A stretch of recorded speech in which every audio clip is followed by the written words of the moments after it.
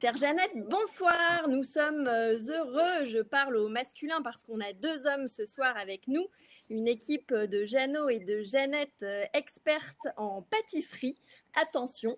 Donc j'espère que vous êtes toutes et tous prêts avec vos rouleaux en main. Voilà, c'est le 7e Stay Together, le direct de Jeannette avec Orange. Merci à Orange de nous soutenir. On a plaisir à vous retrouver toutes les semaines depuis 2 mois. Alors, je vais faire un petit tour de l'équipe pour vous présenter un petit peu tous nos invités. Allez, je vais commencer par Anne. Alors, bonsoir Anne.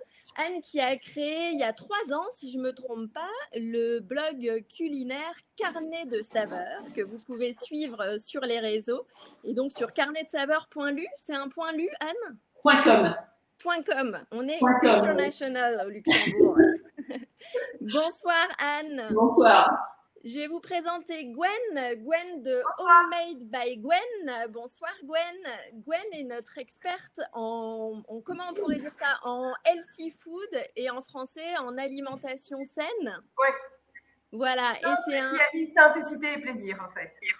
Voilà, un beau programme. Merci Gwen. Et puis, on va du côté de Céline et Léopold. Alors, bonsoir tout le monde. Céline, qu'on a plutôt l'habitude de retrouver dans un contexte mode sur son compte Insta Love Luxe Co et qui ce soir se prête au jeu de la pâtisserie avec Léopold. Léopold, tu as 11 ans, c'est ça? Oui. Voilà, alors chère Jeannette qui nous regardait, aucune pour rater la recette puisque Léopold, 11 ans, va nous montrer ce qu'il sait faire. Puis Yves Géane, qui lui est chef pâtissier chez Stephen Traiteur, également président des sucrés du luxe. Et c'est Yves qui va officier ce soir et qui va nous présenter sa recette. Comment tu l'appelles Yves? La douce tarte aux fraises, c'est ça? Douce tarte aux fraises, amandes et fleurs d'oranger. Ouais, salut Paul, et j'espère que vous êtes tous bien motivés parce qu'on va faire une super tarte ce soir. Waouh! Moi dessert pour la fin. J'ai hâte. Moi, je demande une livraison à domicile, s'il te plaît, Yves, parce que je suis la seule à pas cuisiner ce soir. Alors, chère Jeannette, chère Jeannot, vous pouvez envoyer vos questions à tout moment sur le chat. Je vous fais un petit bonjour sur le chat, comme ça, vous voyez comment ça marche. Bienvenue à l'écran et n'hésitez pas, on est là, enfin surtout les experts, pour répondre à vos questions. On commence, Yves? Comment on débute? On t'écoute. On est parti. Donc, on va réaliser la recette de douce tarte aux fraises, amandes et fleurs d'oranger. Donc, on a commencé par la pâte sucrée. Donc, ça, c'est la première étape. Tout d'abord, chez vous, commencez à préchauffer votre four. Donc, ici, on a un four à sol. On l'a mis à 180 degrés. Sur un four ventilé à la maison, vous mettez 170 degrés. En fait, sur un four à sol, donc voûte, on augmente un petit peu toujours la température de la voûte du haut et du bas. Et quand on a un four ventilé, là, on descend un petit peu, c'est à peu près 10 degrés d'écart. D'accord. Voilà. Oui, on n'a pas tout à fait le même four que toi, Yves. Voilà, donc préchauffez votre four à 170 degrés en chaleur tournante. Et on va passer tout de suite à la recette. Donc, pour la réalisation de la pâte sucrée, nous avons du beurre coupé en petits morceaux et bien froid, voilà, comme ceci. On a bien sûr de la fleur de sel, de la farine, sucre glace, et un œuf qu'on a cassé ici, qui représente 50 grammes. Voilà. Donc vous l'aurez compris, chère Jeannette, on ne déballe pas son rouleau de pâte. Ici, on fait sa pâte soi-même. Allez, c'est parti. Voilà, et l'avantage, c'est qu'on peut faire une grande pâte une fois et ensuite, on la portionne en petits carrés, on la met au congélateur et on peut la sortir au moment. Donc, gardez bien la recette de tarte en tête et vous pourrez la réutiliser tout l'été pour les meilleurs fruits de saison que vous aurez durant l'été. Alors, ça, c'est le bon plan. On va avoir besoin de notre robot Kenwood. Bon, si vous n'en avez pas, on peut aussi la réaliser à la main, ok, il n'y a pas de problème. Donc, on va commencer par mettre la farine. Donc, ici, j'ai 220 g de farine en type 55, ok, je verse tout simplement dans ma cuve. Vous allez voir, c'est des recettes qui sont très faciles. Il suffit juste de suivre l'ordre d'incorporation. Donc, 220 g de farine T55, dans lequel je viens rajouter mon beurre. Donc, on a bien précisé que c'était un beurre qui est froid, coupé en petits morceaux. Donc, c'est 130 grammes de beurre. Donc, ici, on a du beurre rose luxembourgeois. Voilà. Hop, on va prendre une maryse, voilà.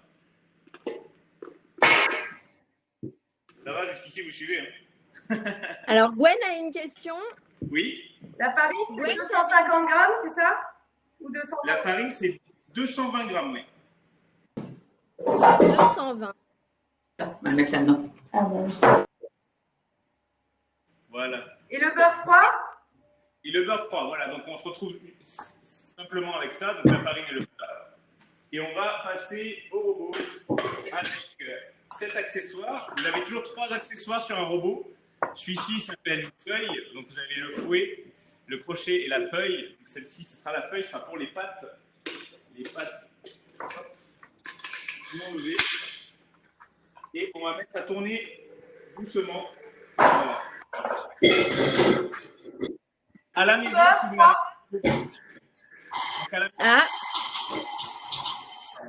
si vous n'avez pas de robot, vous mettez la farine sur votre plan de travail, vous mettez votre beurre parsemé en morceaux et vous commencez à écraser comme ça le beurre. En fait, le but, c'est pas d'avoir une pâte, on veut sabler la farine. Donc, c'est-à-dire qu'on veut incorporer le beurre en petits morceaux dans la farine. Mais on ne veut pas une pâte tout de suite. Ça, ce sera le résultat final. D'accord. Voilà. Paul, il faudrait peut-être répéter combien de beurre froid il y a parce qu'il y a des personnes qui le demandent. Ah, combien de beurre alors? Le beurre, c'est 130 grammes de beurre. Alors, je vais l'écrire en toutes lettres. 130 grammes. Le chef a dit 130 grammes. Oui, à mon avis, il faut remettre les... C'était pas les mêmes grammes.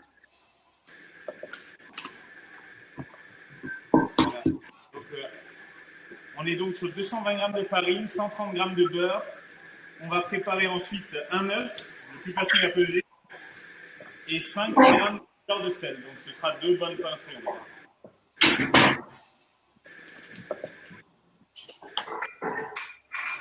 Alors, dites-moi quand vous allumez vos robots, je vous coupe le micro. Sinon, on n'entend plus. Ça va, Léopold? Oui. Léopold, Oui. on maîtrise? C'est bon. Là, on met tout.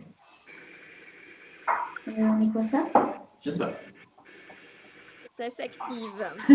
Ça va du côté de chez nos Jeannette. Alors, est-ce que vous avez tout un robot? Est-ce que vous cuisinez avec ou sans robot? Comment ça se passe chez vous? On veut savoir. Il faut tout mettre là. Ouais, alors. Bon, après, je sais, c'est difficile de cuisiner et de répondre. En attendant donc, que notre farine et notre beurre à sabler, on va commencer à préparer nos autres pesées. Donc ici, on a le sucre glace. Si vous n'avez pas encore pesé, vous pouvez les peser ensemble. Donc, ce sera 80 grammes de sucre glace et 30 grammes de poudre d'amande.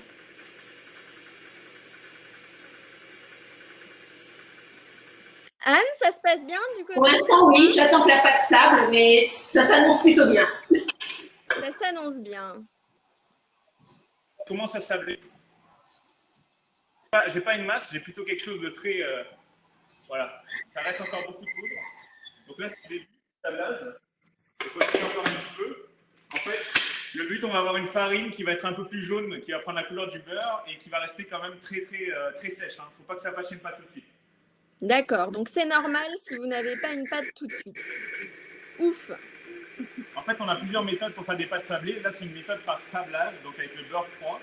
Si on avait fait une pâte sablée ou une autre pâte avec un beurre tiède, comme un beurre pommade par exemple, là, on aurait appelé une pâte avec une incorporation par crémage. Donc ça joue un petit peu différemment, elles sont un petit peu plus denses en général. Et les pâtes sablées sont très friables en fait. C'est ça qui est agréable, c'est parce que le beurre est bien incorporé en tout petits morceaux. D'accord. On me redemande, j'ai Aurore qui me demande combien d'œufs. C'était un œuf, c'est correct? C'est un œuf, Yves? Yves ne nous entend plus. Yves, baisse le robot, on a besoin de savoir combien d'œufs. C'est un œuf. Un œuf. Et la pâte d'amande et le sucre glace, à On mon va avis, mettre le robot à fond. Alors, c'est Allez, sucre d'amande et sucre glace et poudre d'amande. Et donc, c'est 80 grammes de sucre glace et 30 grammes de poudre d'amande. Voilà. Et un œuf. Il y a une Donc personne là, qui n'a pas de robot. Jérôme nous demande s'il faut qu'elle y aille avec les mains. Alors, est-ce que oui, tu as des recommandations, Yves, c'est sur ça. les gestes? Donc, en fait, si on n'a pas de robot, je vous montre. Donc, on va venir émietter un petit peu comme ça. On émiette, comme ça, le beurre pour qu'il s'incorpore en tout petits morceaux. Ça va le dissoudre un petit peu. Et voilà, ça va vous faire des tout petits pigments comme ça de beurre à l'intérieur. En fait, on ne vient pas la phraser. La phraser, c'est écraser le beurre avec la farine. Là, on vient vraiment on vient la travailler de cette façon-là. On émiette. Voilà, Eh ben, bon courage, les filles qui n'ont pas de robot. Hein. Courage, ça va vous faire les biceps. On va rajouter donc la fleur de sel. Donc, on a 5 grammes de fleur de sel. Si vous ne voulez pas la peser, c'est 2 bonnes pincées, on va dire. Ok. Voilà. Donc, la fleur de sel et l'œuf. Donc, ici, on a déjà préalablement cassé l'œuf. Si vous cassez un œuf, toujours à plat. Sinon, si vous le cassez contre un coin, ça risque de faire rentrer un petit peu l'extérieur qu'on ne veut pas. Donc, cassez toujours votre œuf à plat. Ah. Voilà. Donc, on rajoute l'œuf, tout simplement. Voilà. Et on va remettre à tourner. Cette fois-ci, on veut une pâte homogène. Donc là, c'est normal que ça va commencer à faire une pâte.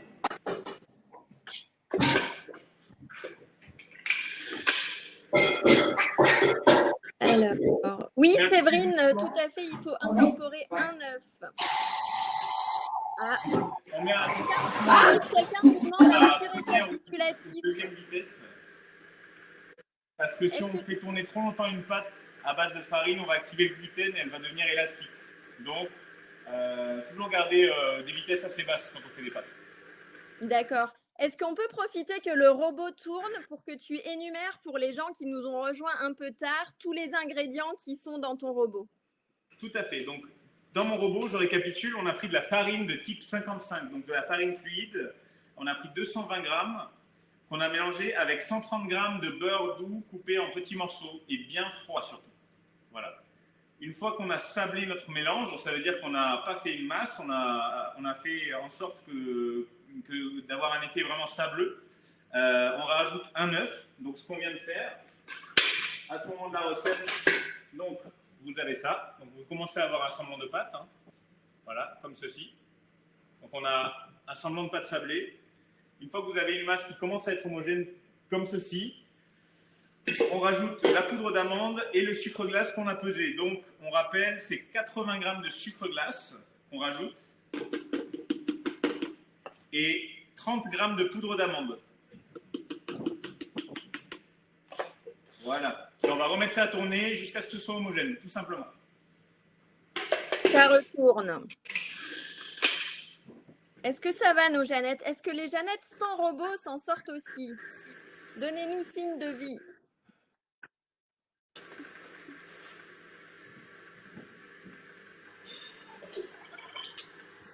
Gwen, comment ça se passe du côté de chez toi? Je te vois complètement détendue. Alors, tu es détendue. Je vais continuer le temps d'un peu parler. Les fraises hyper de saison, donc ça c'est super chouette. Moi j'ai été les chercher à 10 km de chez moi. Elles venaient des... Ah, ça c'est beau. Donc il y en a de la taille des petites fraises des bois comme ça. Elles sont hyper rouge foncé, donc hyper sucrées. Et juste pour info comme ça, il y a plus de 600 fraises différentes.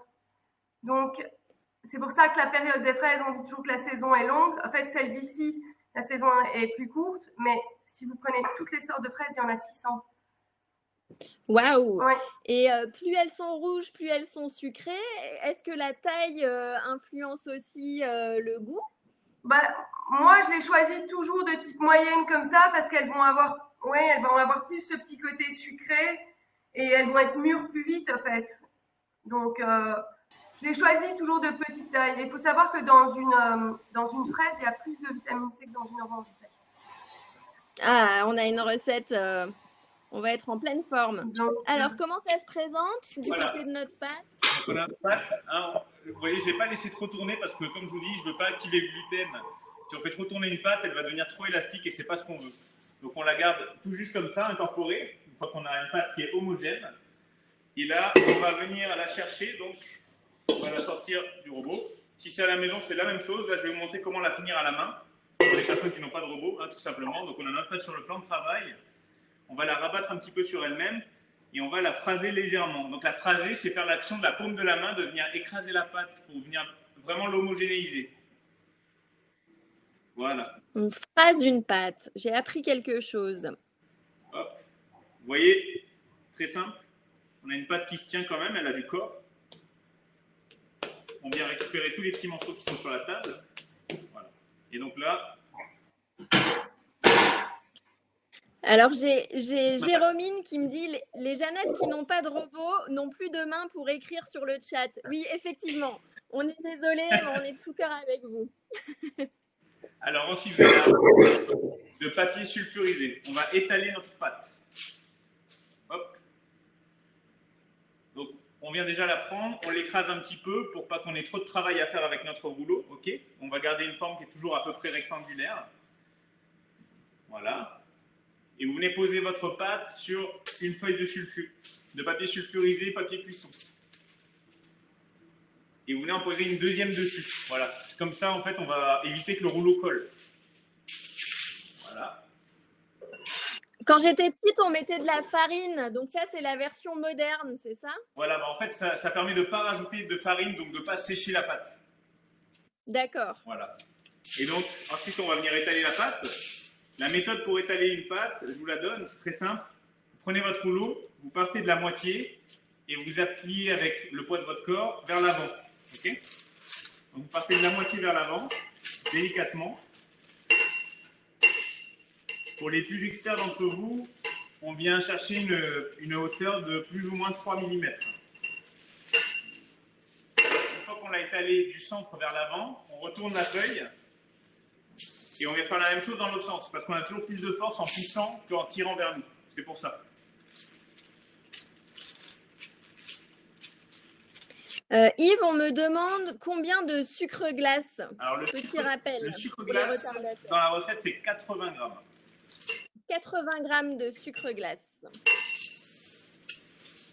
Et on me demande aussi si on utilise l'entièreté de la pâte. Là, tu roules toute la pâte, Yves? Là, on en a fait un tout petit peu plus. Je dirais que vous avez de quoi faire une deuxième tarte. Donc, si demain, vous voulez refaire en famille, vous voulez vous réessayer, vous pourrez normalement en faire une deuxième. Tout dépend de la taille de votre cercle à tarte. Nous, pour un cercle d'environ une vingtaine de centimètres, vous pourrez en faire 2. Voilà. D'accord. Un cercle ou un moule, hein, on va rassurer tout de suite nos Jeannettes et nos Jeannots qui n'ont pas de cercle. Un moule à tarte ira très bien aussi. Alors, est-ce que vos pâtes à tarte, à toutes et à tous, parce qu'on a Léopold qui met la main à la pâte, est-ce que ça prend forme, Anne, Gwen, Céline, Léopold? Ça va. Là, Ça roule? on est pas mal. On est pas mal. Waouh! Ouais, on avance, on est pas mal. Voilà. Ah oui, effectivement, il y aura un peu de rab, Yves. Alors,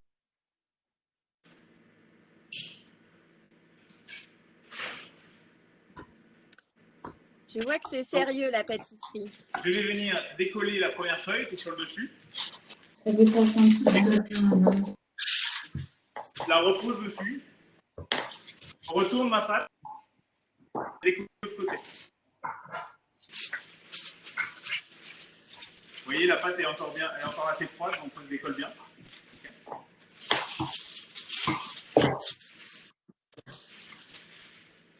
Voilà. Et donc là, on va la passer un tout petit peu au frigo pour qu'elle rafraîchisse. Au préalable, je vais la tailler, moi, juste un chouille au-dessus de mon cercle. Donc, vous voyez, j'ai un découpoir, bon, ici, dans un laboratoire professionnel, mais à la maison, vous n'avez pas forcément besoin de la détailler. Environ, à vue d'œil, vous posez votre moule et vous taillez un bon 5 cm autour, comme ceci. Voilà, ça, Et on peut la tailler, on la taille avec quoi? Une paire de ciseaux? Avec un couteau. Vous passez Avec un couteau tout simplement sur le tour. Voilà. Donc, nous, on va la tailler comme ceci. Et on va la passer légèrement au froid. Alors, j'ai une question d'Anne, je crois. Oui, avec un moule de ce type-là, comment on procède? On met la feuille de papier sulfurisé, on verse. On le retourne sur la pâte. On taille. Et on taille autour. Hein. Voilà, on taille ça.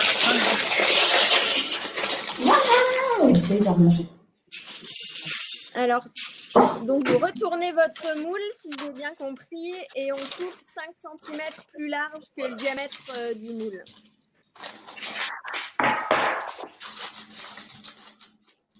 Est-ce que ça se passe bien du côté de nos spectateurs? On les entend plus, c'est qu'ils doivent être à une étape cruciale. Attends. Bah, il est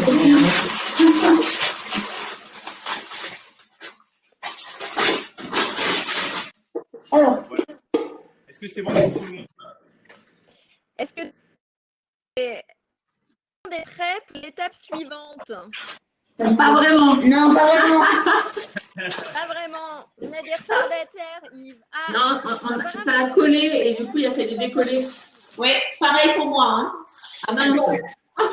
ça a collé? La pâte a un petit peu trop chauffé. Si vous n'arrivez pas à retirer tout de suite le papier sulfurisé qu'il y a dessus, vous le laissez, vous le mettez au frigo et une fois que ça va refiger, le beurre va être froid, vous pourrez le retirer Il plus ne faut pas couper les facilement. bords du coup. Il faut que je coupe les bords quand même. Pour moi, c'est Dans l'autre sens. On a des petites Faut pas que je coupe les coupures. bords, non? Donc, On peut si, couper après aussi, ça ira aussi. On le met un petit peu au frigo ou au congélateur si vous avez un grand congélateur et on le sortira dans 5 minutes.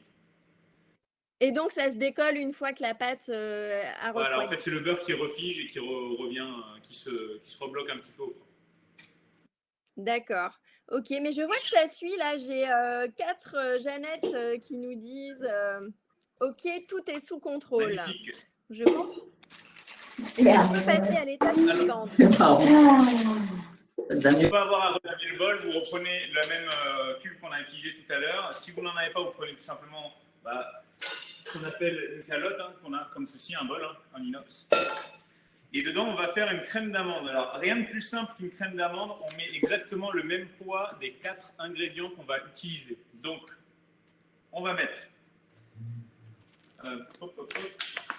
donc, de la poudre d'amande, du sucre, de l'œuf entier et du beurre. Voilà. Donc, on va commencer avec un œuf, donc d'environ 55 grammes, on peut dire. Donc, un œuf à l'intérieur. Voilà. Ensuite, on rajoute le sucre, très simplement. 55 grammes aussi, donc un œuf 55 grammes, sucre 55 grammes. On aura aussi 50 grammes pardon, de chaque. La poudre d'amande, encore 50 grammes qu'on va rajouter dedans. Voilà. Et donc ces 3 premiers ingrédients, hein, vous voyez, ils sont dissociés. On va les remettre donc à tourner. Voilà. À la feuille, pareil. Ça va aller très vite. Si vous n'en avez pas, vous prenez soit une petite maryse ou même un fouet, ça ira très bien.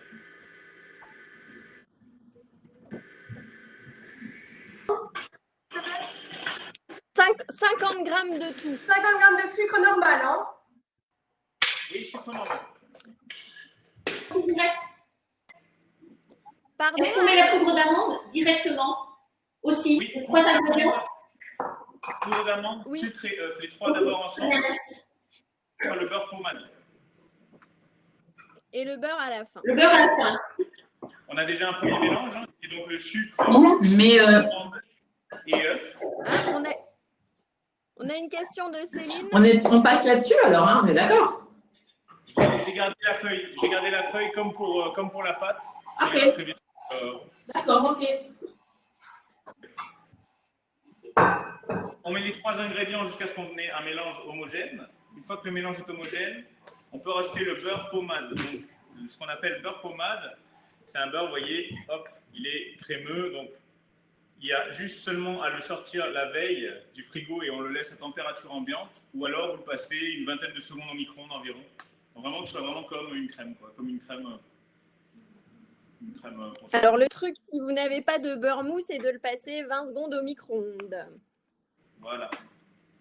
Donc, on rajoute le beurre qu'on a pesé, toujours le même poids, 50 grammes. Voilà. Et on va remettre à tourner jusqu'à ce que ce soit homogène. On peut également rajouter donc, un petit peu d'amande amère. Donc, moi, j'ai un grand contenant, mais vous devez avoir des petites fioles d'arôme d'amande amère.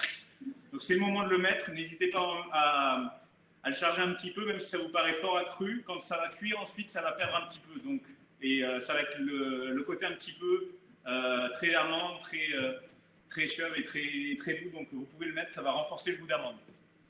D'accord. Avis aux amateurs d'amandes. Anne, je vois que tu as... C'est pas le beurre encore. Mes grammages, le beurre, c'est combien en beurre tomate? C'est 50 grammes. 50 grammes de tous les ingrédients. Et si vous n'avez pas, par exemple, vous pouvez aussi mettre une demi-gousse de vanille, ça sera excellent aussi. Voilà. Dans cette recette, on a décidé de mettre de l'amande pour pouvoir faire une belle. La fraise, ça lie très très bien avec l'arôme, les saveurs d'amande et de fleurs d'oranger. Ça donne un mélange qui est très doux. Voilà. Donc, on met un coup à fond. Ouh là là, on monte dans les tours. On a Réjeanne dans nos spectateurs qui nous demande combien d'amandes amères. Pardon? Quelle est la dose d'amandes amères qu'on peut mettre? Écoute, ce sera vraiment au goût. Là, je te dis, il y a certains extraits qui sont plus forts que d'autres. Donc, faites-le au niveau de l'odeur. Vous allez voir tout de suite l'odeur qui va ressortir. Si vous ne sentez pas, c'est que vous n'en avez pas mis assez. Alors, il faut que ça se sente. Voilà la réponse. Voilà. Tout simplement la crème d'amande, donc bien homogène. Hein. Voilà. On l'a laissé tourner un petit peu. Pas besoin de la faire trop tourner. Et donc, on va la laisser sur un côté. Si vous avez une poche à douille, c'est le moment de vous en servir. Si vous n'en avez pas, ça ira aussi, ne vous en faites pas. Voilà. Donc on prend une poche à douille, on va tout mettre dedans directement.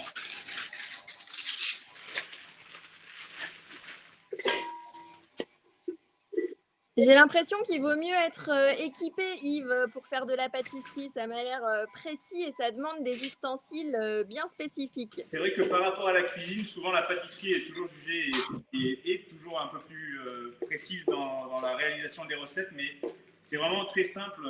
Il suffit vraiment de suivre les recettes à la lettre et vous verrez que vous aurez le même résultat chez vous. Je vous donne les mêmes recettes que celles que j'utilise tous les jours. Donc, vous verrez que c'est extrêmement simple au final. Après, c'est vrai qu'être bien équipé, c'est toujours un plus. Après, tout le monde peut le faire à la main également. Il n'y a aucun problème. Ah, on a une question de Céline. Céline. On met quel format au niveau de l'embout? Pas la poche à douille. Si j'en avais un classique, mais vous voyez, moi j'en ai pas mis. Je vais ouvrir ma poche à douille, mais ouais, donc peu importe.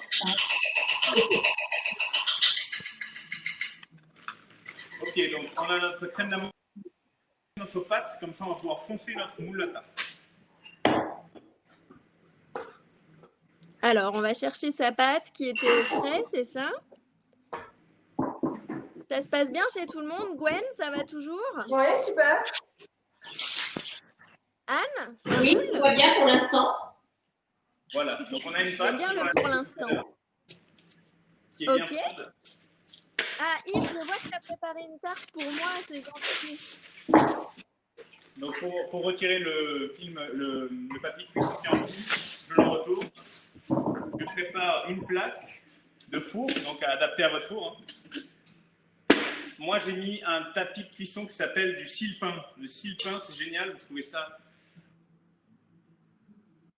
matériel de pâtisserie à Luxembourg. Donc, c'est vous me voyez à travers. En fait, il est multi-perforé. Ça permet à la chaleur de bien passer et ça donnera un petit relief quadrillé en dessous de votre tarte qui est super agréable au niveau de la langue quand vous mangez la tarte. Voilà. Ok. Et ça coûte pas cher. Pour une dizaine d'euros, vous pouvez avoir ça. Ok. On nous dit qu'on est trop rapide, mais je pense qu'avec avec quelques petites explications intermédiaires, ça va aller. À quel endroit vous êtes bloqué? On était un peu trop rapide, on nous dit. Donc, Yves, est-ce que tu peux juste reprendre les ingrédients qu'on a mis dernièrement dans le robot? Tout à fait. Donc, on a mis la poudre d'amande, on a réalisé une crème d'amande donc avec 50 g d'œufs, donc à peu près un œuf. On a rajouté 50 g de sucre, 50 g de poudre d'amande également. Voilà, donc on a fait un premier mélange avec ça. Et à la fin, on a rajouté 50 g de beurre pommade, donc un beurre ramolli, hein, comme on a vu tout à l'heure. C'est tout simplement la même quantité des 4 ingrédients. Donc, œufs, sucre, poudre d'amande et beurre. Et si votre beurre n'est pas mou, vous le passez 20 secondes au micro-ondes, c'est bien ça? Tout à fait. Voilà. Je prends ma pâte avant qu'elle soit trop chaude. Ok, vous voyez, donc j'ai repris mon cercle que j'avais taillé tout à l'heure. Voilà. Et je viens le poser hop, au-dessus de mon moule. Comme ceci. Voilà. Et donc là, on va passer sur une technique fondamentale de la pâtisserie. Hein. Donc là, on va faire tomber, si vous voyez, la pâte ne va pas vraiment dans les angles. Donc foncer une pâte, c'est vraiment faire venir la pâte ici à l'angle droit pour avoir une belle tarte. Foncer, c'est ça le terme, foncer. Foncer une tarte, voilà. Donc on vient poser notre cercle de pâte et on vient en fait mettre nos doigts dans l'angle droit qui est en bas. On vient pousser la pâte, la laisser tomber délicatement, ok? Et on fait le tour de notre moule. Donc moi j'ai un cercle, vous avez un moule à tarte, c'est exactement la même méthode, donc vous n'en faites pas. Hop. Voilà. Donc là, vous venez bien faire tomber votre pâte. On va la mettre ici.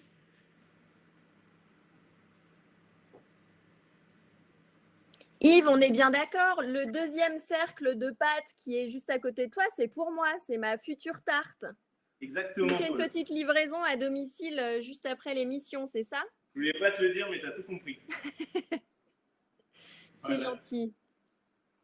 Donc, notre excédent de pâte, aucun problème, hein, on peut le garder, on le filme au contact, donc c'est-à-dire qu'on le filme vraiment que ce soit en contact de toutes les surfaces de la pâte. Et on le garde au frigo ou au congélateur, ça dépend quand est-ce que vous voulez le faire. Et combien de temps au frigo, Yves, ça peut se conserver? Je dirais qu'on peut le garder facilement 5 jours au frigo, bien filmé bien sûr, à l'abri de l'humidité, à l'abri de la lumière aussi, c'est important. Hop. Mais sinon, même au congélateur, si elle est bien filmée, vous pouvez la garder vraiment longtemps. Super. Est-ce que ça se passe bien chez tout le monde? Gwen, ouais. Anne, Ma pâte est très molle. Hein. Ouais, moi aussi. Très, très molle. Très molle. Ouais, Ah. c'est super malin. Et si du coup on fait comme ça et qu'on le pose sur la pâte et qu'on le retourne, on n'arrivera pas au même résultat. Ouh là là. Si tu as regardé le papier en dessous, peut-être oui, tu peux mettre ton moule sur la pâte, ensuite tu retournes tout le Et c'est papier ça. et ensuite tu pourras décoller. Ouais. Ok, on va faire comme ça, je pense, parce que c'est trop mou. T'es prêt? Et ensuite, une fois qu'on l'a fait, vous voyez, pour ne pas avoir les bords qui sont comme ça un petit peu moches, on va passer un couteau tout simplement, donc, comme ceci, vers l'extérieur du moule. Voilà. Que ce soit avec un éminceur ou un couteau plat, en tout cas pas un couteau à dents. Voilà. Ça permet de bien couper la pâte pour avoir des bords bien nets. Et on vient retirer l'excédent. On remet dans notre pâte.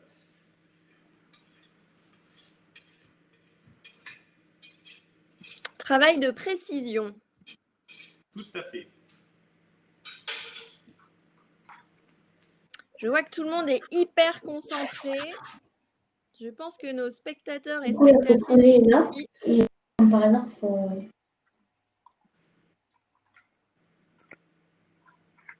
Voilà. Hop. Donc, on a nos fonds de tarte qui sont foncés. Okay. Donc, on a un... Vous voyez, on n'a rien qui dépasse ici. C'est impeccable. Est-ce que tout le monde en est à l'étape du fonçage? Alors, comment ça se passe? J'ai l'impression que nos spectateurs aussi nous disent il fait chaud et la pâte n'a pas eu le temps de refroidir. Ouais, c'est ça. C'est exactement ça. Est-ce que c'est grave? Est-ce que c'est grave, docteur? C'est pas grave. Après, là, on va essayer de faire vraiment une tarte aux fraises en 1 heure, on va dire. Donc là, on le fait en méthode rapide. Mais si vous avez le temps, vous faites la pâte la veille tranquillement. Vous la mettez au frigo la veille avec le rond détaillé. Et ensuite, le lendemain, vous la sortez et vous la foncez. Anne, est-ce que tu peux nous montrer, parce que tu nous dis qu'elle est molle aussi. Oui, elle est très ramollie. Hein. Regardez. Alors, à l'écran, elle est magnifique. Ça a l'air d'aller pas mal. Elle est photogénique. Pardon? Elle est photogénique. Yves, tu dis? Excuse-moi, je disais ça a l'air pas mal. J'ai peur de ne pas pouvoir la démouler, c'est ça qui m'inquiète. D'accord. On va voir. Ça va le faire. Alors apparemment, on nous dit que c'est bon. On nous dit c'est bon, ouf. Et on a des pouces comme ça. Alors je pense qu'on peut continuer. Super.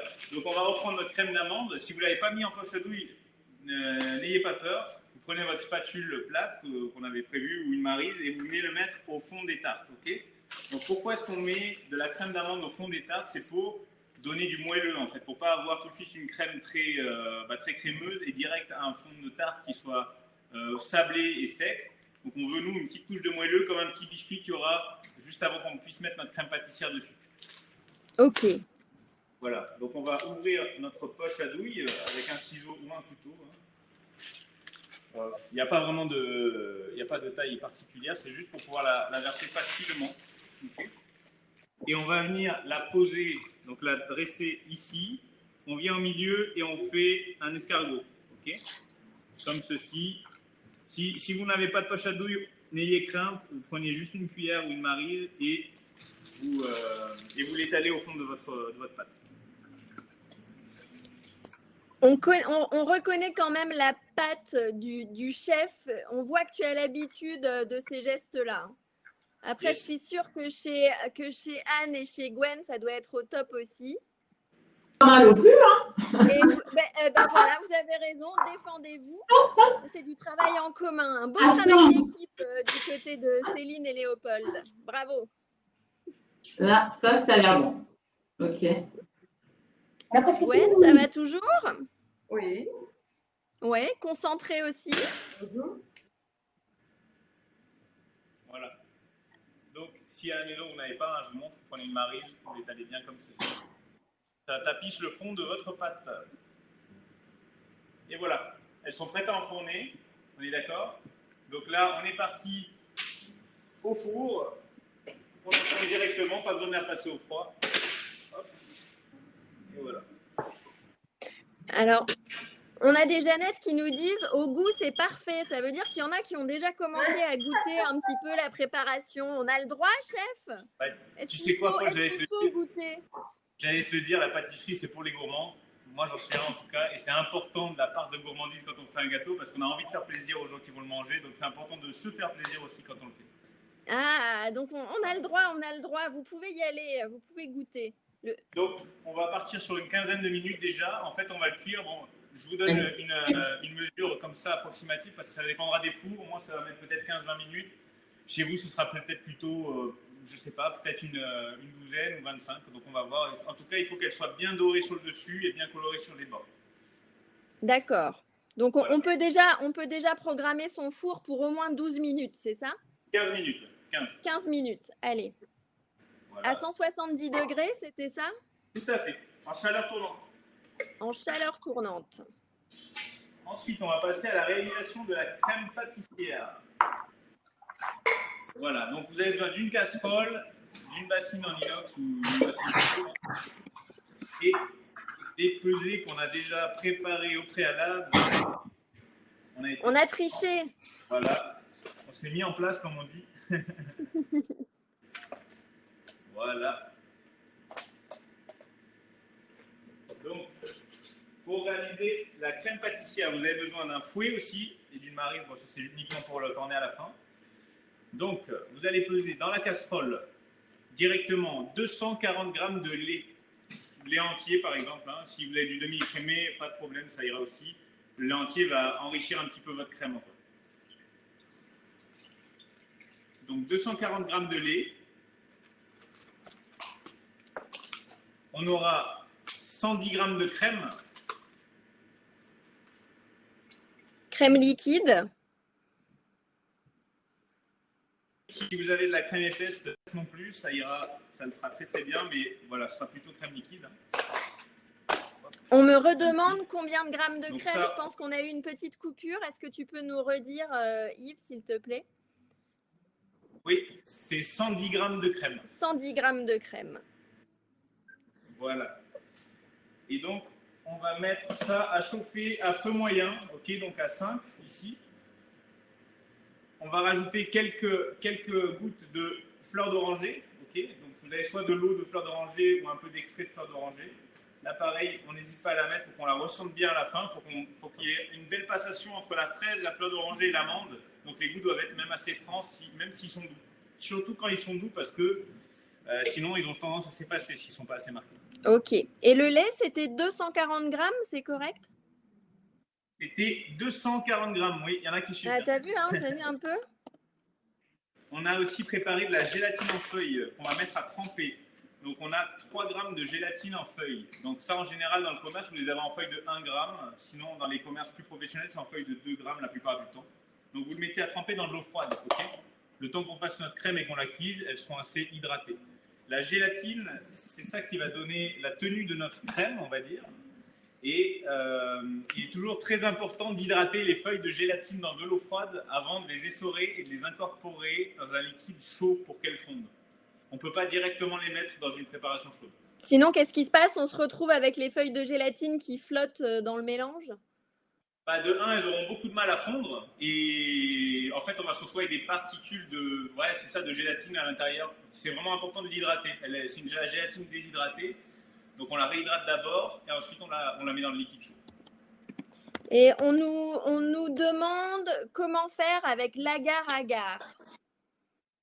Avec de l'agar-agar, je dirais que là, on pourrait mettre 2 grammes d'agar-agar, ça irait bien, mais ça ne se met pas au même moment. C'est pas tout à fait le même genre de préparation. Souvent, c'est pour faire les gelées, l'agar-agar, là, c'est pour densifier une crème. Mais si vous devez l'utiliser, il faut le mettre dans le lait. Et une fois que votre lait et votre crème bout, vous versez l'agar-agar en pluie en fouettant en même temps. D'accord. Voilà. On rajoute également une petite noix de beurre. Donc là, ça représente 25 grammes de beurre, hein, c'est juste un petit cube, à l'intérieur de notre casserole pendant que ça chauffe. Voilà. Et pendant que notre mélange est en train de chauffer, on va le faire frémir, c'est le but. On va prendre notre calotte et on va verser à l'intérieur donc du sucre blanc classique, hein, du sucre S2. Donc c'est 15 grammes de sucre seulement. Voilà. 15 grammes de sucre. On rajoute un œuf entier à l'intérieur. Ce qui est bien chez Stéphane, c'est que les œufs sont en tupperware. C'est formidable. Tout à fait. On utilise des ovoïdes, donc des œufs luxembourgeois qui sont récoltés dans le nord du pays et qui sont mis directement en brique. Donc hygiéniquement, c'est vachement mieux. Et pour nous, c'est un gain de temps. C'est sûr. Et là, je vois nos Jeannettes qui sont en train de casser des œufs. Super. Donc là, on a notre œuf et notre sucre. Hein. On va venir les blanchir. Donc on va, désolé, ça va faire un peu de bruit, mais on va remuer pour bien incorporer le sucre et l'œuf ensemble. Voilà, on veut un mélange mousseux. Ah, on a une question de Gwen. Gwen? Répéter les grammages. Ce qu'il y a dans la casserole, c'est bien le lait, la crème et une noix de beurre. Et ouais. Ça chauffe. Et ce que tu es en train de battre, c'est le sucre. C'est combien de grammes? Donc, c'est 15 grammes de sucre pour un œuf. Ok, génial. Voilà. Donc là, vous voyez, on a un mélange qui est très mousseux. Hein. On a Vivine qui était perdue aussi. Donc oui, un œuf. Voilà. Et une fois qu'on a un mélange mousseux comme ça, on va rajouter la maïzena. Voilà. Donc, les 25 grammes de maïzena. Si vous n'en avez pas, on peut toujours avoir l'alternative classique avec de la farine. On mettrait plutôt dans les 30 grammes de farine, je dirais 30 à 35 grammes de farine. Mais là, vous incorporez du gluten dans votre crème. Bon, voilà, nous, on a une alternative pour toutes nos crèmes. On ne met pas de farine, c'est plus digeste. Donc, on met d'un coup sec 25 grammes de maïzena. Hop, et on vient mélanger, tout simplement, que ce soit bien homogène.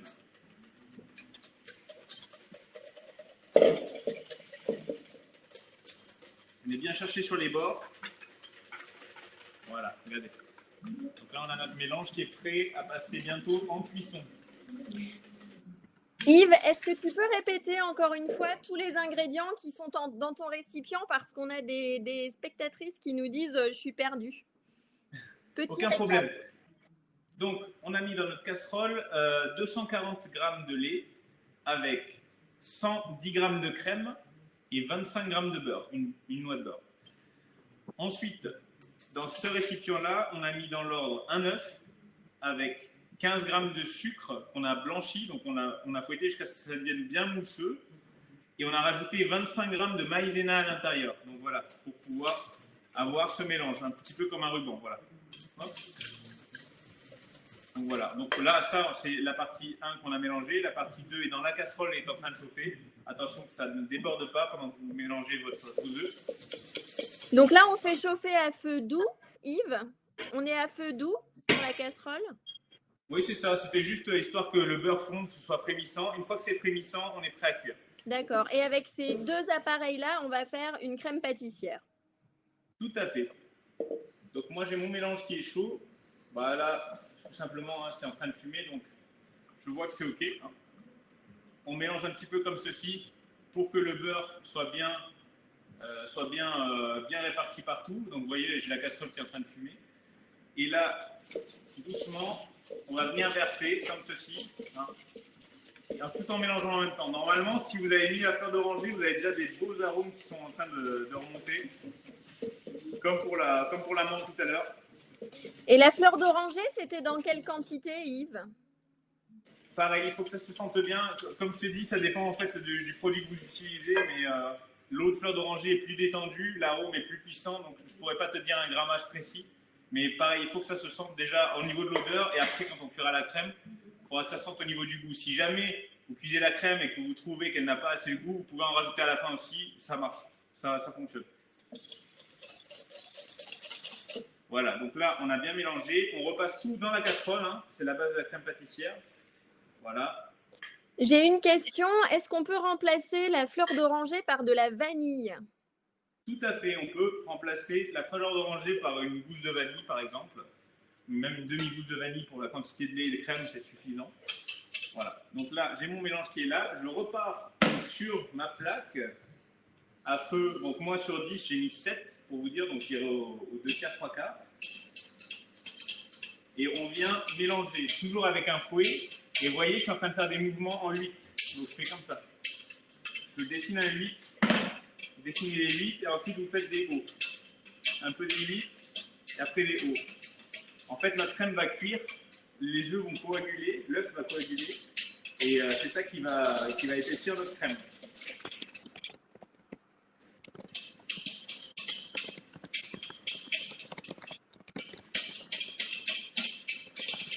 Tout le monde va bien? Est-ce que tout le monde a suivi?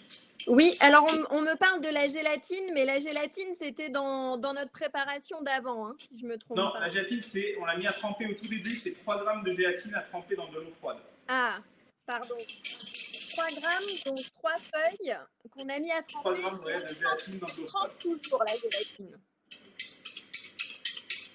Ah. Là, tu vas voir, là, je suis déjà presque cuit. Hein. On a une question de Gwen. Gwen? Moi, la gélatine trempe toujours dans de l'eau. Est-ce que je dois la rajouter à quelque chose? Pas encore. Okay. D'abord, on cuit la crème, ensuite on rajoute ça. Donc là, on peut voir, hein, on a la crème qui est cuite. Anne, oui. Le chocolat blanc, il se met quand? Pardon? Le chocolat blanc se met quand? Ce sera à la fin aussi. Ce sera à la fin. Ce sera à la fin. Ouais. Donc là, on a la crème qui est cuite. En fait, on la cuit jusqu'à ébullition.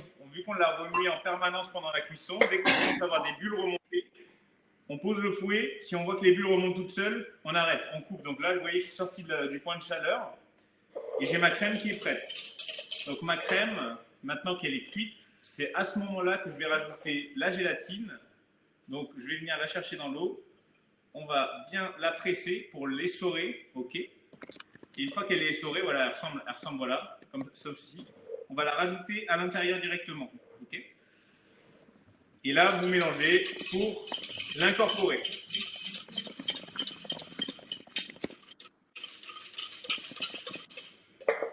Une fois que vous avez tout mis la gélatine à l'intérieur et que vous ne voyez plus du tout de gélatine en surface, du chocolat blanc. Donc nous, on a déjà pesé 60 grammes de chocolat blanc. Voilà, donc nous, on a des pistoles, on travaille avec le chocolat Valrhona. Mais si vous n'avez pas de pistolet à la maison, vous le coupez en carré tout simplement. Okay, voilà, donc 60 grammes de chocolat blanc à incorporer à chaud. Alors, on nous dit qu'on va un petit peu vite. Ok. Alors, on va aller voir comment ça se passe du côté de Gwen. Gwen, est-ce que pour toi, ça va? Moi, ça va. Toi, tu es OK. Alors, ensuite, on a Anne qui a disparu, mais on a confiance. Céline et Léo. On va prendre la crème.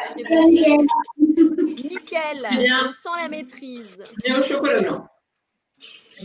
On en est au chocolat blanc, impeccable. 60 On grammes. a des spectatrices, Yves, qui nous redemandent comment on sait que la crème est cuite. En fait, quand on cuit notre crème, on a remis tout sur le feu, on remue avec un fouet en faisant des huit et des ronds. Ok. À partir du moment où on voit que ça commence à bouillir, c'est-à-dire que vous voyez les bulles qui remontent, là, normalement, la crème est cuite. Donc, vous arrêtez, comme ça. Et là, si vous voyez des petites bulles qui apparaissent, c'est que la crème, les œufs ont coagulé, ça ne sert à rien de la cuire plus. Donc, vous pouvez la retirer. Voilà, dès que vous voyez l'ébullition, c'est OK. D'accord.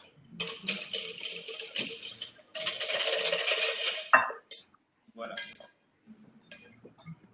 Donc, j'ai ma crème avec le chocolat blanc, la gélatine qui a été incorporée. Donc, je rappelle 3 grammes de gélatine trempée au préalable dans l'eau, incorporée dedans, et 60 grammes de chocolat blanc. Donc, là, je vais tout venir reverser dans le cul de poule qu'on a utilisé tout à l'heure, donc la calotte qu'on a utilisée tout à l'heure. Hop. On vient avec une maryse tout bien cherchée. Alors, une maryse, ce n'est pas une assistante, c'est une spatule avec un bout en caoutchouc, c'est ça? Voilà, tout à fait, comme ceci. Un bout flexible. Voilà, donc on vient bien racler la casserole. Hop. Et ensuite, on rate ici aussi. Une fois qu'on a fait ceci, prenez un film plastique et on vient filmer au contact. Quand on parle de filmer au contact, c'est qu'on va venir poser au contact de la crème. En fait, voilà, comme ceci, je viens appuyer avec ma main pour toucher la crème. Voilà. On filme.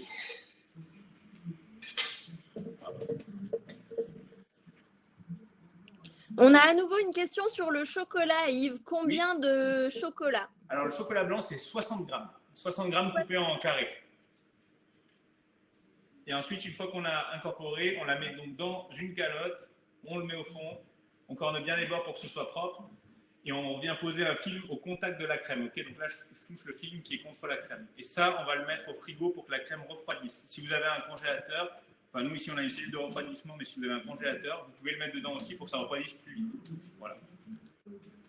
Normalement aussi, une fois que la crème est cuite, vous sentez les bonnes effluves de fleurs d'oranger. Si vous ne les sentez pas assez, remettez-en un petit coup, ce ne sera pas trop.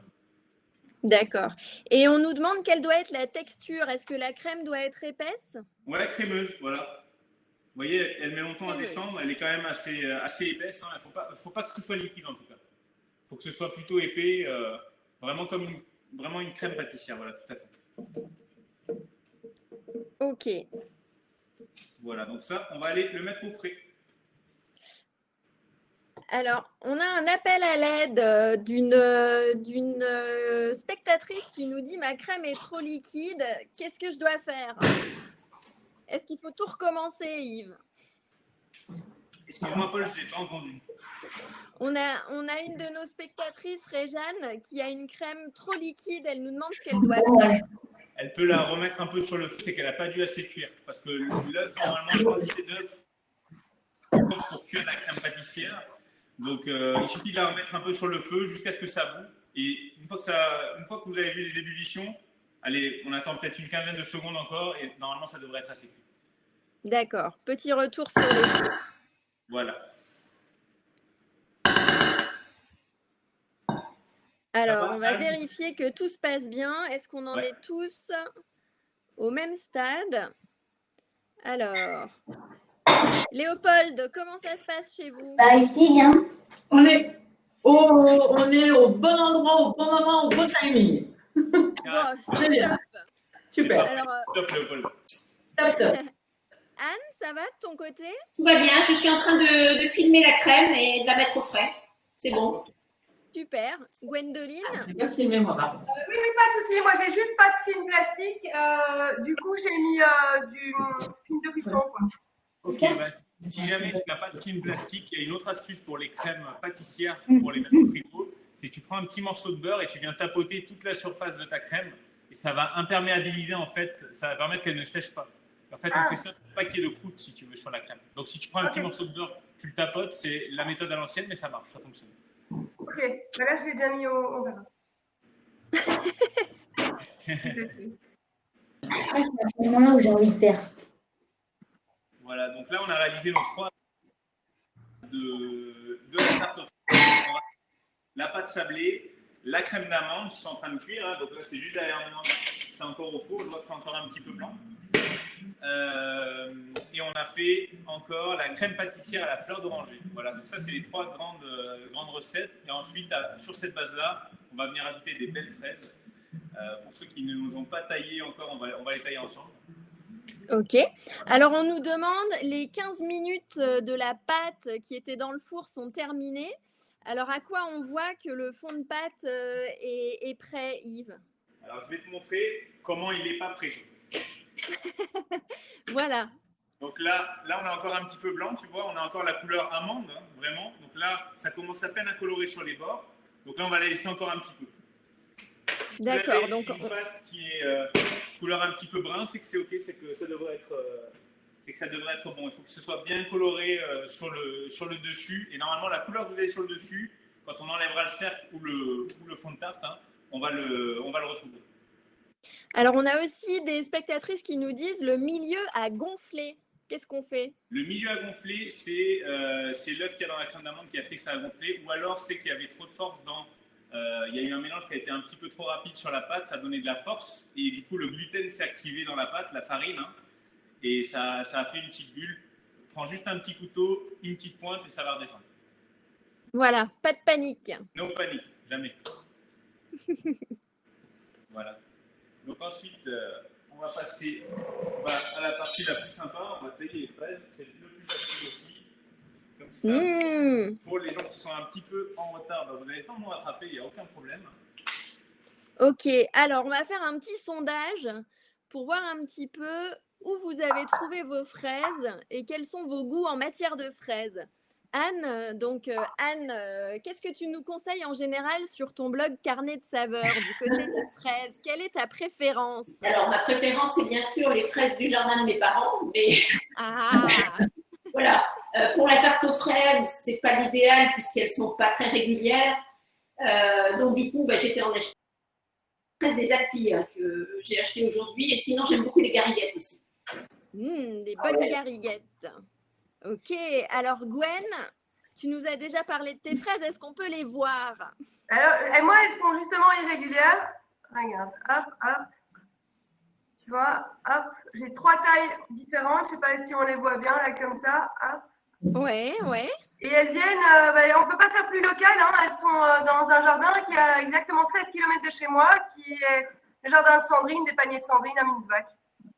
Super, on est dans la fraise. Pour la tarte.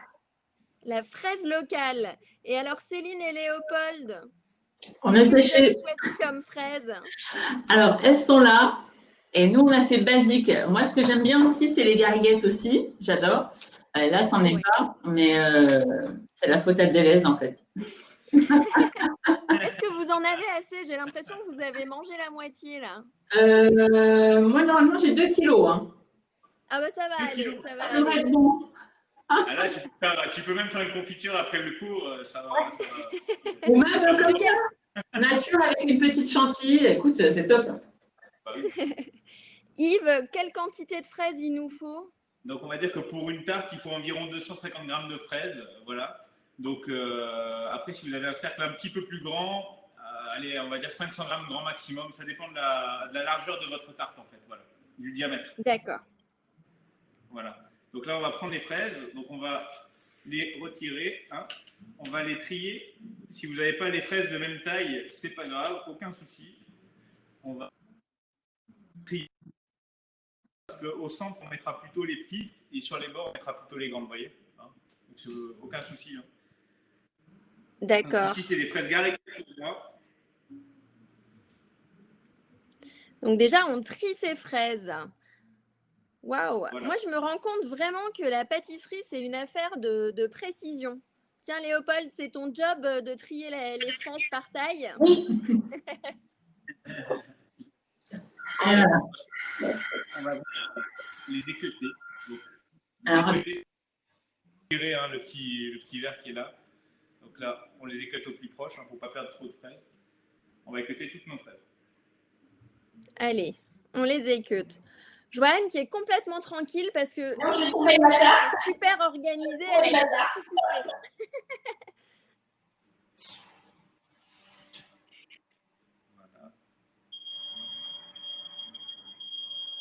Super. Donc Yves, on disait si on prépare les fraises d'avance et si on les coupe d'avance, tu conseilles quand même de ne pas le faire trop en avance. Non, pas trop. On ne pourrait pas les tailler la veille, on peut dire, parce qu'elles vont sécher, si tu veux, en fait. Ce qui est agréable dans une fraise, c'est quand même le côté très juteux et frais de la fraise. Tu vois, si j'en coupe une, je ne sais pas si vous le voyez, mais bon, elles sont super juteuses, elles sont presque brillantes toutes seules naturellement. Mais Oui. si tu les coupes à l'avance, en fait, cette partie-là qui est censée être très fraîche, elle va sécher et tu vas avoir un côté plus mat et moins sexy, en fait. D'accord. On veut des fraises sexy. Il y a aussi le côté vitamine C qui part, quoi. La vitamine C, c'est hyper fragile.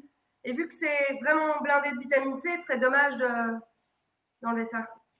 Alors moi, je vous conseille d'écouter les conseils de Homemade by Gwen. Ça, c'est sa spécialité, l'alimentation saine. Alors. Léopold, on est bon? On a trié les fraises? Oui, On est bon. Est-ce On que est vous bon. regardez un petit peu vos tartes au four, comment elles vont? Ah oui, au fait, est-ce que vous les avez oubliées ou pas? Comment est votre pâte? En fait, il faut qu'on vous fasse un aveu, c'est-à-dire qu'on s'est rendu compte il y a 5 minutes qu'on n'avait pas mis de la pâte au four. Bon, bah super. Le minuteur, il nous reste 10 minutes. Et du coup, je l'ai mis à 180. Ok, Ça va décomplexer des personnes qui auraient raté une étape. il Bon. n'y a pas de souci. J'ai mis à On n'est pas 180, il tous me reste 10 minutes. chefs, On va voir. Voilà. Et donc, une fois que vous avez cuté toutes vos fraises, on les taille en deux dans le sens de la hauteur, comme ceci. On va toutes les préparer. dans le sens de la hauteur. Voilà. Hop.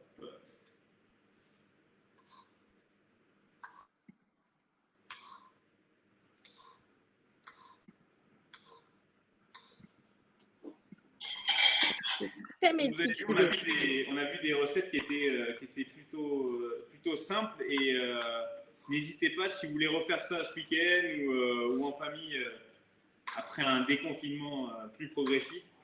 Vous pouvez faire la pâte la veille, la crème d'amande, vous pouvez aussi la faire la veille par exemple. En fait, toutes les préparations qu'on a fait jusqu'à maintenant peuvent être faites la veille pour la cuire le lendemain seulement, le jour là où vous faites le repas par exemple.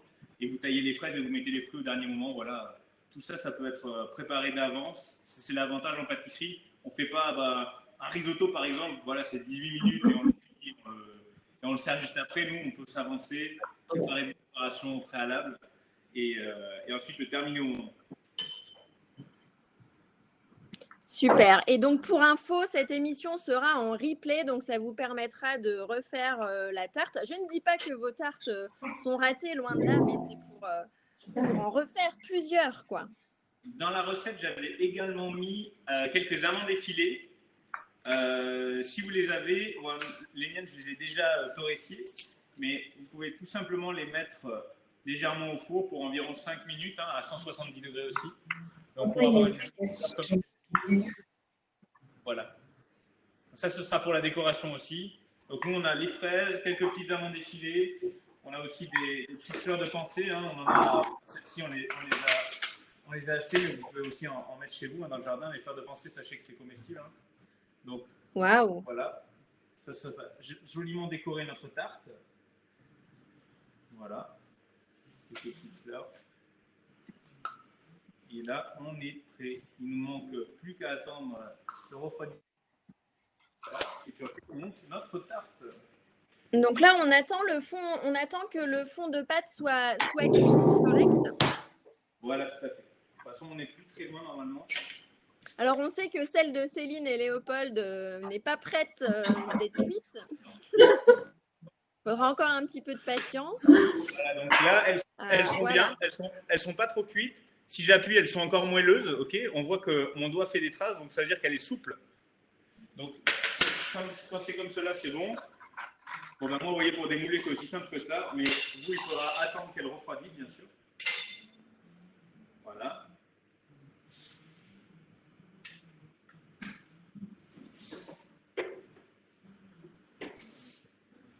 Alors, on a de nouveau des questions sur les amandes effilées. Yves, on demande quelle quantité d'amandes effilées et combien de temps au four pour les torréfier. Alors, ce sera vraiment assez rapide, normalement 5 minutes avec 10 minutes grand maximum. Les amandes seront torréfiées. Donc c'est juste pour qu'elles soient juste un petit peu dorées, qu'elles soient voilà, attrayantes à l'œil. Et on va dire à 170 degrés à chaleur ventilée. Voilà. Pas trop de ventilation, sinon vous allez tapisser votre four. Précieux conseil. Voilà. Et on a nos tartes. Elles sont colorées sur le côté. Sur le dessous aussi, je vais venir vous montrer. Donc là, le quadrillage dont je vous parlais avec le sile-pain, je ne sais pas si on le voit bien à l'écran, mais en fait, quand on passe le doigt, vraiment, on a un petit relief qui est très sympa, surtout en dégustation après. Et donc, comment voilà, tu appelles cet accessoire déjà? Ça s'appelle un sile-pain. Un tapis. Sile-pain. Vous avez les sile-pattes, en fait, qui sont des tapis de cuisson en silicone, qui sont pleins et plats. Et vous avez les sile-pains qui sont le même genre de tapis, c'est du silicone également, mais ils sont micro-perforés, en fait. Vous m'avez vu tout à l'heure, en fait, on me voyait à travers, donc ça a des tout petits quadrillages qui sont incrustés à l'intérieur. Si vous voulez un endroit pour l'acheter à Luxembourg, par exemple chez Marilux à Echternach, là où vous trouverez tout le bon matériel que j'ai utilisé aujourd'hui, par exemple, et d'autres et autres. Sinon, ça c'est pour les gens qui habitent plutôt à l'est ou le nord. Sinon, vous avez à la Provençale, vous avez aussi beaucoup de matériel, hein, donc vous pouvez trouver ça. Matériel de pro, matériel de chef. Qui font la différence. Ah ben souvent. Comment ça se passe, Anne, Gwen, Céline? Vous êtes. J'ai sorti la tarte, mais j'ai très peur de la démouler. Elle est là. On a du stress, chef. Comment on Donc, fait? je ne sais pas comment on fait, mais... Alors vraiment, il faut que tu attendes dans des moules pleins comme ça. On va attendre qu'elle refroidisse vraiment bien parce que sinon, elle va être trop fragile, tu vois. Si elle est un peu tiède, elle risque de fissurer. L'avantage d'un cercle à tarte, c'est que tu n'as pas de fond. Donc là, tu n'as plus qu'à faire. Mais à la maison, n'ayez crainte. Vous faites votre tarte, vous la cuisez. Ensuite, quand elle est froide, vous donnez un petit coup comme ça. Normalement, ça devrait sortir parce que la pâte. Donc, il vaut mieux que j'attende qu'elle refroidisse un peu. Ouais, tout à fait.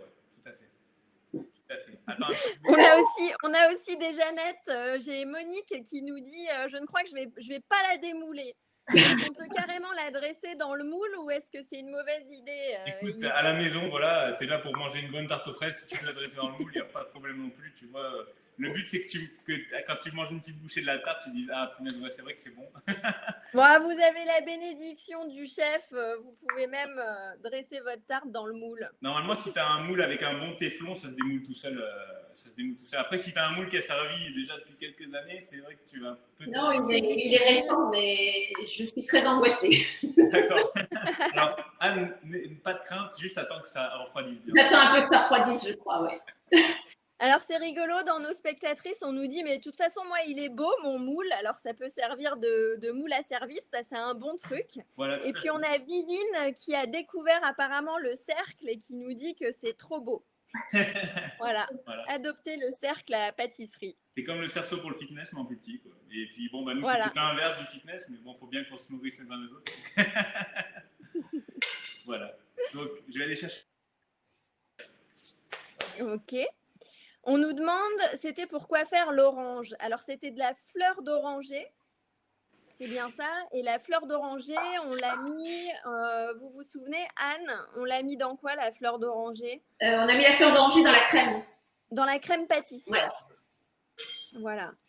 Et je crois qu'on peut la rajouter même à la fin. Si vous avez oublié cet ingrédient, vous pouvez le remettre dans votre crème pâtissière.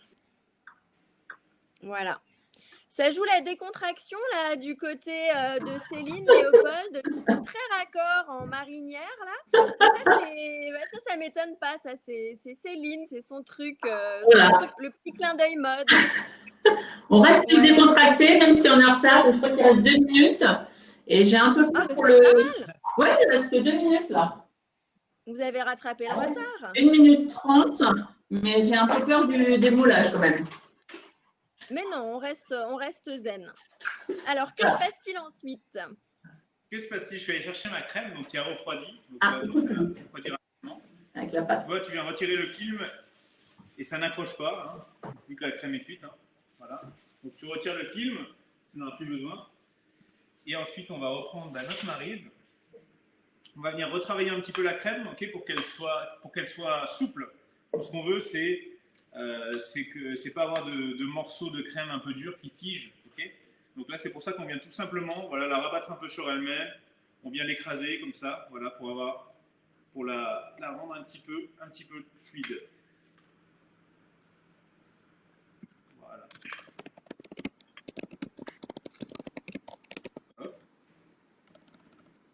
Et j'ai entendu ta question sur l'orange. En fait, l'orange, bon, on l'a utilisé sur la fleur d'oranger.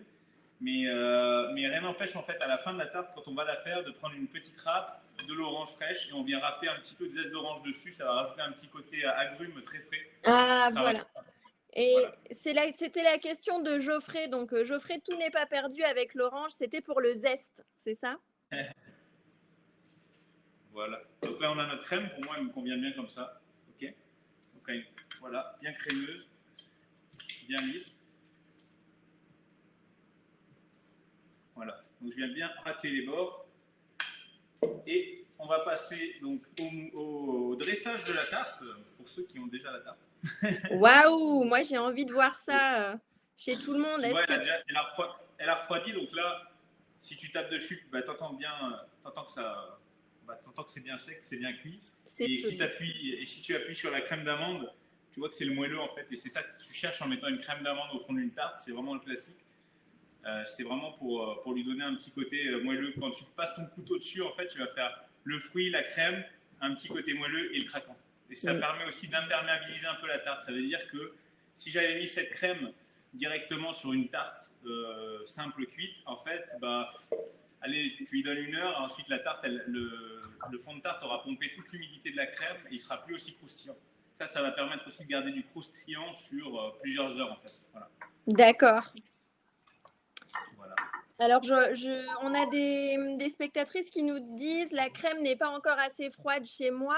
Je suppose qu'il faut vraiment attendre qu'elle soit refroidie. Oui, il faut qu'elle soit froide, voilà. C'est ce qu'il y a de mieux pour nous ici. Bon, ça refroidit un petit peu plus vite qu'à la maison, mais nos stress, de toute façon, pour faire une bonne pâtisserie, il faut toujours avoir le temps. Il ne faut pas se précipiter et attendre qu'elle soit froide. Ensuite, tu la mouilleras tranquillement et il n'y aura plus qu'à dresser les fraises dessus. D'accord. Donc, je te montre. Donc, on prend une petite lamplée de crème, ok. Donc, tu vois qu'elle se tient quand je la pose. Donc, tu me demandais la texture qu'elle doit avoir tout à l'heure. Donc, quand elle est froide, voilà, elle se tient plutôt bien. Et on va ensuite venir, donc je peux la tenir, et on vient bien disposer la crème partout sur le fond de tarte avec une spatule métallique de ce genre. Si tu n'en as pas, tu peux prendre une maryse aussi, ça peut faire l'affaire. Il faut un ustensile qui soit plat. Vous l'utilisez chez vous? Oui, moi je trouve ça aussi. C'est très pratique ça. La spatule, c'est vraiment très pratique pour étaler. On a une régularité exceptionnelle. Ah, la spatule, un outil de pro. Voilà. Et pour les amateurs de crêpes, vous avez souvent des spatules comme ça qui sont vendues avec les crêpières. Ça peut faire l'affaire pour vous dépanner si vous n'en avez pas. D'accord. Voilà, donc on remet un petit peu de crème sur le dessus, bien sûr. Donc je viens combler environ, on va dire, 1,5 cm. J'ai environ 1,5 cm entre la crème d'amande et l'arête de mon fond de tarte. Voilà. Waouh. Tu vois, donc on vient bien racher les bords, que ce soit bien joli, bien net. Voilà. Alors, comment ça va chez vous? Waouh. Ça va? Est-ce que vous avez pu commencer à monter votre tarte chez vous? J'en vois qui nous disent la crème n'est pas assez froide. Voilà. Waouh. Donc, Léopold, pas mal. Merci. Ouais. On a rattrapé le coup avec la pâte, on est bien. Vous êtes bien, vous êtes bien, vous êtes bien. On est bien. Oula. On met des gants.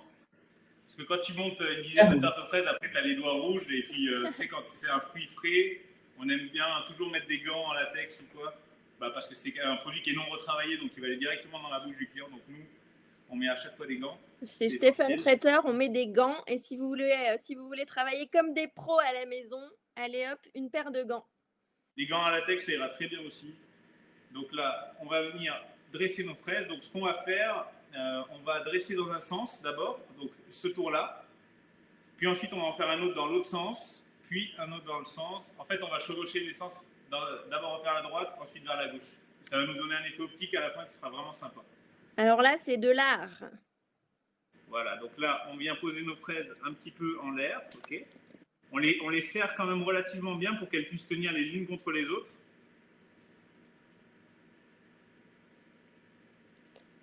Waouh. Donc, c'est l'épaisseur de crème qui permet qu'elles tiennent debout comme ça? Voilà, elles s'enfoncent un petit peu dans la crème, tout à fait comme tu le dis, Paul. Et surtout de bien les serrer, parce que si tu ne les serres pas, elles vont tout de suite s'affaisser. Hein, tu n'auras pas l'effet escompté, quoi. D'accord, parce qu'on a Marine qui nous dit j'ai 3 fois trop de crème, mais il faut quand même une bonne couche de crème pour que ces fraises puissent tenir. Oui, tout à fait, voilà. Et comme je t'ai dit tout à l'heure, on a fait aussi un petit peu plus de pâte. Donc si tu réutilises la pâte que tu as fait tout à l'heure, tu auras de quoi passer ton excédent de crème aussi. D'accord. Anne, ça va de ton côté? Maintenant, ça refroidisse. Tout est très chaud, en fait. Tout est très chaud. Oui, c'est ce que nous disent aussi nos spectatrices. Et chez toi, Gwen, ça va? Moi, ça va. Toi, ça va, ça a pu refroidir. J'ai juste un peu peur du côté artistique sur la fraise, mais ça va aller. On y croit, on y croit. Du coup, tu les fais tenir la tête vers le bas et le bas de la fraise vers le haut, c'est ça? Dans ce sens-là, regarde. Ok. Voilà. Tu viens planter vraiment le socle, la base de la fraise dans la crème et la pointe doit être vers le haut. Okay. La pointe vers le haut. Et tu donnes t'as vu, je donne des quarts de tour depuis tout à l'heure, au fur et à mesure, pour toujours travailler devant moi, en fait, pour pas avoir à travailler sur le côté où là, on est moins précis. Donc à chaque fois, tu donnes un demi-tour. Ok. Voilà. Voilà, celui qu'on avait pris, c'était à la framboise. Ça va, Léopold, t'as hâte de goûter la tarte? Oui. Ah ah. Et qu'est-ce que tu nous dis? Tu préfères les framboises? C'est ce que tu disais? Oui. Non, il aime bien les framboises. Enfin, il aime bien les framboises, il aime bien les fraises, mais comme il a fait son anniversaire quand on était confinés, on a fait un peu avec ce qu'on a trouvé. Donc, c'était tarte aux fraises, tarte aux framboises, et c'est pas forcément ce qu'il aurait préféré. Donc, il dit, bah voilà, ça me fait un deuxième gâteau d'anniversaire. Eh ben voilà, l'anniversaire déconfiné avec Exactement. des fraises. C'est pas beau ça? Ça a l'air bien. Ça y est, j'ai démoulé ma tarte. C'est parfait. Ah, Voilà. alors ça s'est bien passé finalement. Il n'y a pas eu de catastrophe, Anne? Non, non, non, c'est parfait. Ben voilà, super. Comme quoi, il faut prendre le temps. On n'a même pas eu besoin de beurrer le moule, tu vois, parce que le beurre qu'on a mis dans la pâte est suffisant pour que quand il cuise, il crache un petit peu et ça la démoule automatiquement. Oui, c'est bon, c'est parfait. C'est même assez solide, donc c'est parfait. Ça évite de rajouter du beurre encore, tu vois. Super. Gwen, tu nous montres un peu ton œuvre? Ça a l'air bien parti, hein? Ouais, écoute, j'ose pas encore trop la bouger, là. Non, mais on la voit, on la voit, on la voit. Donc tu vois, là j'attaque la deuxième strate. Donc la première, j'ai fait dans ce sens, ok, toute tournée vers la droite. Ensuite, la suivante, je le fais dans le sens contraire. Okay. D'accord. Waouh, vous allez avoir une tarte de professionnel à la maison. Alors, on a hâte de voir les photos. Qui attendent derrière la porte. Il y a des affamés chez toi, Gwen? Non, non, je les ai envoyés chez le voisin manger, mais je peux te dire qu'ils savent quel est le dessert. Top. Alors, je vous le dis tout de suite avant d'oublier, moi j'ai hâte de voir les tartes de nos spectateurs aussi. Donc, on veut voir des photos. Hein. Alors, vous les postez sur les réseaux sociaux, vous taguez Jeannette, vous taguez Carnet de Saveurs, vous taguez Homemade by Gwen, vous taguez Love Luxe & Co, vous taguez Stéphane Traiteur, vous taguez Yves Géane, mais on veut les voir. Hein. Ah oui, tout à fait. On a vraiment envie de voir votre travail. Ouais. Et j'espère surtout que vous passez un bon moment parce que voilà, c'est toujours agréable de faire de la pâtisserie comme ça dans la bonne humeur. C'est le plus important, de se faire plaisir. Et chez toi, Yves, ça a toujours été, tu as toujours su que tu voulais être chef pâtissier. Raconte-nous un peu, c'est une vraie vocation? En fait, écoute, moi, je suis rentré au lycée hôtelier, je suis de Toulouse à la base. Donc, je suis rentré au lycée hôtelier de Toulouse, passé un diplôme de cuisine. J'ai passé un BEP, un bac pro. Et en fait, j'ai fait une année de spécialisation en pâtisserie parce que je voulais être polyvalent et pouvoir savoir de quoi je parle quand on parle de dessert. Et au final, c'est là que je me suis le plus épanoui, si tu veux.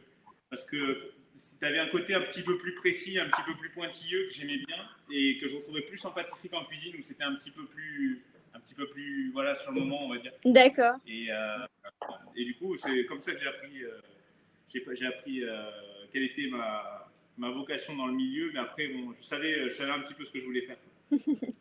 Mais je comprends à l'alignement parfait de tes fraises que le côté rigoureux de la pâtisserie t'est plus, tu vois.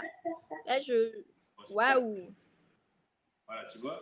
Hop, on est là. Ensuite, j'espère que vous n'avez pas oublié vos amandes dans le four. Les amandes. Alors, elles sont comment les amandes?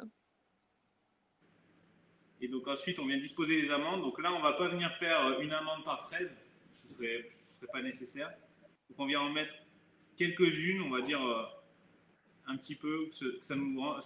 En fait, quand on achète un produit ou qu'on est au restaurant et qu'on voit un dessert qui arrive, on veut savoir au premier coup d'œil ce qu'on mange, tu vois. Donc là, on sait qu'on est en train de manger de l'amande. On va râper un petit peu d'orange dessus, les fraises. Donc tu vois, tu as tout de suite, déjà en bouche, tu salives déjà les trois saveurs. Ok. On a une de nos spectatrices qui nous dit qu'elle a torréfié ses amandes effilées à la poêle. Ça peut se faire comme ça? Alors écoute, si elle a réussi, je sais que ça doit pouvoir se faire. Bravo Jérôme, c'est une innovation apparemment. Voilà. Non, j'ai jamais essayé, mais je pense que ça peut se faire. Faut pas y aller trop fort, quoi. Juste, faut rester avec parcimonie. Alors, Gwen, ça va toujours? Je suis concentrée. Ça prend forme? Je suis hyper concentrée. Et ça nécessite de la concentration. Léopold, ça se présente bien? Oui. Tout va bien. Ça prend fort. En tout cas, ça me donne faim. Ouais. Super. Tu vas voir, là, on est vraiment en train de mettre les touches finales. Donc là, je mets des petites pétales de pensée, tu vois, dessus, que j'ai séparées. Ça donne un petit peu de couleur aussi. Ouais, je sais. Waouh! Est-ce que vous avez prévu une déco, sinon les autres? Parce que Yves est au top avec les pensées. Moi, j'aime bien mettre de la feuille de basilic dessus. Je trouve que ça se marie bien avec la fraise, en fait. Fraise basilic, ouais, c'est des saveurs qu'on mélange, effectivement. Justement, si tu veux savoir, Paul, on est en train de rouvrir les restaurants, hein, comme tu le sais. Ouais. Et à la table de Franck, acheter une forte, on va proposer une charlotte aux fraises, citron et basilic. Ah, Et ça va être plutôt pas mal. Je vous conseille de venir tester ça. Fais-nous saliver. Ça rouvre quand, Yves? Donc ça rouvre à partir de jeudi. Voilà, jeudi, que ce soit le quai Stéphane à la gare ou que ce soit la table de Franck à Steinfort, nos deux restaurants rouvrent et vous pouvez trouver la charlotte aux fraises, basilic et citron, bien sûr au restaurant. On propose également des tartes comme ceci tous les jours en fait à midi, donc n'hésitez pas. Waouh! Donc vous pouvez voir un petit peu le résultat qui est là. Magnifique. Voilà. Donc quand on la tourne, on voit qu'elle est bien régulière. C'est le mot d'ordre en pâtisserie, la régularité. Waouh, elle est parfaite. Voilà. Anne, ça va? Ça y est, la crème a commencé à refroidir, donc je vais la mettre sur la tarte. Elle est encore un peu tiède. Hein. Yves, si la crème pâtissière est encore un peu tiède, on peut quand même l'étaler? Oui, ça va, il n'y a pas de problème. Si elle est pas, tant qu'elle n'est pas trop chaude, tu vois. Alors, je mets. Ça marche. Je vais monter la deuxième en attendant. Hop. Waouh, Gwen, ça se précise. Ouais. Ouais, je vois que ça semble de bon augure. Donc là, tu fais ma tarte, Yves, c'est gentil. Voilà, tout à fait, tu vois. Je vais mettre les fraises en paix. Ah, ouais, s'il te plaît, ça me touche.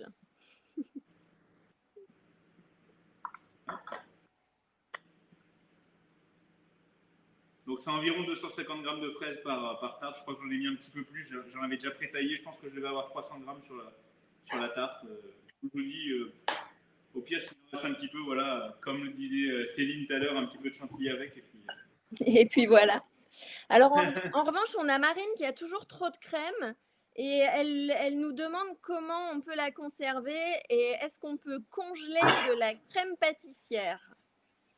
Écoute, moi, je suis pas très pour la congélation de la crème pâtissière. En fait, quand tu as une crème à base d'œufs cuits, tu t'en sers 2 jours. Donc, le jour plus 2 jours.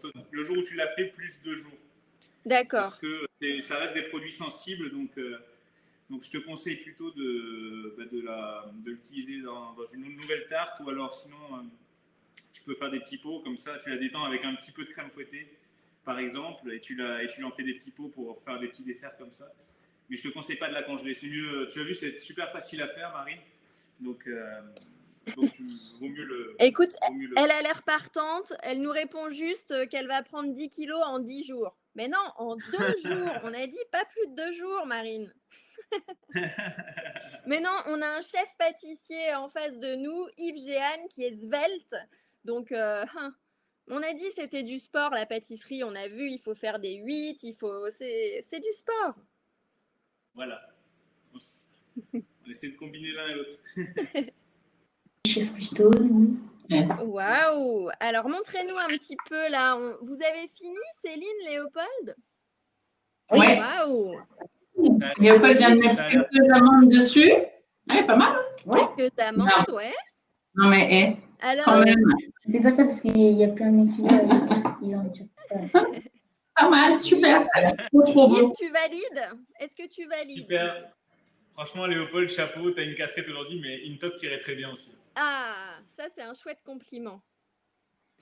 Alors, Gwen, elle a l'air immense, ta tarte. T'as pris un grand moule, non? Mais non, tout petit. À mon avis, c'est de la perspective, mais non, non. C'est vrai? Ou alors, c'est tes fraises qui sont petites? Ouais, c'est mes fraises qui sont petites, je pense. Mais ça fait plus de travail, en fait. Ouais. Méthode de fainéant, prenez de grosses fraises.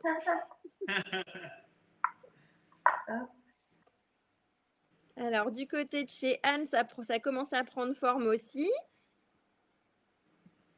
Et alors, Yves, Yves, pour nous en mettre plein la vue, lui, il en est à la 2e tarte. Bon, ok, on le prend bien, on le prend bien. Et alors, chez vous, les Jeannettes et les Jeannots, comment ça se passe? Vous êtes en train de dresser vos fraises sur votre tarte. Dites-nous un peu, donnez-nous des nouvelles. Et en plus, j'ai vu que dans la bande de nos spectateurs, on avait un Jeannot qui s'était mis à la pâtisserie. Je l'ai vu un peu plus haut dans le chat. C'est Geoffrey. Ça va toujours, Geoffrey? On veut des news. Voilà. Alors, vous avez vu, hein, on a fait une recette de tarte aux fraises. Vous pouvez très facilement refaire à la maison. Hein. On peut peut-être prendre l'avis d'Anne, de Gwen, de Céline pour voir comment. Est-ce que vous avez trouvé ça un peu compliqué ou est-ce que ça a été de votre côté? Qu'est-ce que vous avez pensé? Alors, c'était pas compliqué. C'est vrai que le timing était un peu serré, donc c'est un peu ce qui a perturbé, mais sinon c'est très facile à refaire si on prend le temps. Et si on peut préparer la pâte à l'avance, bien sûr, c'est beaucoup plus facile. Donc toi, Anne, tu préconises de préparer la pâte à l'avance? Ah oui. Moins de stress. En tout cas, en 1 heure, c'est juste quoi. C'est juste. Gwen? Waouh! Joli aussi, hein? Ouais, super. Et toi, Gwen, tu l'as trouvé facile, la recette? Eh bien, honnêtement, oui. Par rapport à ce que je voyais comme ingrédients et les 3 préparations et tout ça, je la trouve assez simple à faire. Mais comme dit Anne, il faut du temps. Mais Yves le disait aussi, en pâtisserie, il faut prendre son temps. Bon, et c'est pas mal, non? La slow live, c'est à l'ordre du jour, non? On a dit qu'on allait prendre plus soin de nous après ce déconfinement. Ouais. Et alors, comment ça se passe quand on a 11 ans et qu'on fait une tarte aux fraises? Est-ce que c'était facile, Léopold? C'était pas si facile, mais quand on fait étape par étape, c'est plus facile. Ouais, et est-ce que maman t'a aidé un peu ou est-ce que maman ne fait que manger des fraises en cachette? Je la vois. Elle m'a quand même aidé. Un petit peu. Ah, c'était un beau travail d'équipe. Non, mais c'est vrai que quand on voit la liste et quand on voit toutes les étapes de ce qu'il y a à faire, on se dit, ouais, que ça paraît pas facile, que ça va être long, mais finalement, ouais, c'est vrai que ça se fait tout seul, c'est agréable à faire, quoi, franchement. Ouais, top, Ouais. super. Ouais, top. Alors, du côté de nos spectateurs, on a des super commentaires. Tarte terminée, trop beau. C'était un peu galère parce qu'il n'y avait pas les quantités exactes à l'avance. Mais alors, rassurez-vous, ce n'était qu'un entraînement. Avec le replay et la liste précise qu'on va vous envoyer, vous allez être au top. Parce que Yves, franchement, c'est en travaillant, c'est en forgeant qu'on devient forgeron, non? Il faut un peu d'entraînement avant d'être au top en pâtisserie. Ouais, tout à fait. C'est vraiment le travail on peut dire le travail de répétition, quoi. C'est à force de faire qu'on fera de plus en plus des jolis fonçages de tarte, des jolis dressages. Alors, c'est comme pour tout, il faut s'entraîner et puis ça vient tout seul après. Ouais, super. Eh bien, écoutez, alors moi, je veux retrouver déjà les photos, s'il vous plaît. Yves, Anne, Gwen, Céline et Léopold, envoyez-moi les photos de vos tartes. Mais Ouais. vous aussi, chez vous, envoyez-nous les photos donc sur les réseaux ou bien à l'adresse direct@jeannette.lu. On a hâte de voir ça. On va mettre en ligne dès demain la recette. Donc, suivez Jeannette sur Facebook, sur Instagram et sur jeannette.lu. Là, vous avez juste derrière moi le site. Et on vous mettra aussi les contacts donc de Céline. Lève la main, Céline, de Love Luxe Co. De Anne. Lève la main, Anne, si tu as encore une main libre. Voilà, de Carnet de Saveurs. Et aussi chez Gwen. Gwen de Homemade by Gwen. Et puis bien sûr, bon, Yves nous a déjà donné tous ses secrets. Voilà. Donc, Yves Géane, donc chef pâtissier chez Stephen Traiteur, président des Sucrés du Luxe. Yves, merci beaucoup pour cette recette. C'est toi qui va donner le mot de la fin. Moi, je vous remercie de nous avoir suivis. Je vous félicite parce que j'ai vu qu'il y avait des résultats au top. Et oui, je vois une remarque sur les zestes d'orange. C'était une finition possible. Ah ouais.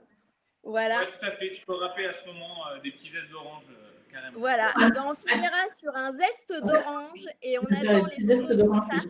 Moi, je vous souhaite un super bon appétit. Soyez gourmands, passez une bonne soirée et puis à bientôt. Merci Yves, merci. Merci à tous. Bye bye.